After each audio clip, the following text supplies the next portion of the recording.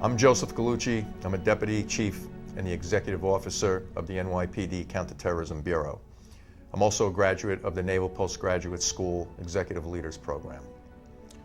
It's hard to believe that it's been 19 years since the terror attacks of 9/11. I'll comment specifically regarding the attack on the World Trade Center and the impact it has had on law enforcement here in New York City. On that fateful day back in 2001, our department lost 23 members of the service, in addition to the members lost from the FDNY, Port Authority Police Department, other law enforcement agencies, and the civilian population. Since the day of the attack, we have also lost numerous members of the department from 9/11 illnesses. So this was obviously a very tragic occurrence, one that we are still dealing with today, 19 years later. I remember being on my way to work the morning of the attack at the World Trade Center. At the time, I was assigned to the Special Operations Division as the commanding officer of the aviation unit.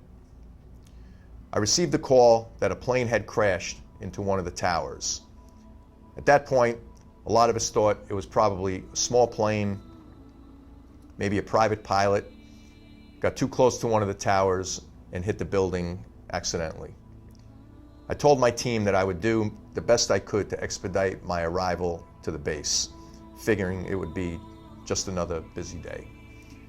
A short time after, I received a second phone call asking me what my location was because a helicopter was on its way to pick me up. As we all know, a second plane had hit the South Tower and it was game on at that point. I was flown directly to the site. It was a helpless feeling watching the towers burn and then fall.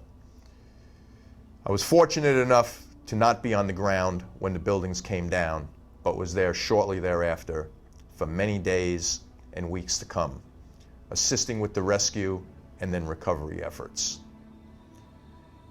Every year since the attack, New Yorkers have gathered at the World Trade Center site, as well as several other events throughout the 5 boroughs of New York City. These gatherings remember the victims, honor the first responders who perished on that day, and support families and survivors who continue to suffer from severe illnesses directly related to the attacks. The NYPD and law enforcement community remains watchful, especially on 9/11, because we know it would be a great opportunity for a terrorist organization to conduct an anniversary attack. We will never forget the heroes who lost their lives on that fateful day. We are constantly reminded to remain vigilant, not only on the anniversary of 9/11, but every day of the year. The NYPD created its Counterterrorism Bureau after the World Trade Center attack.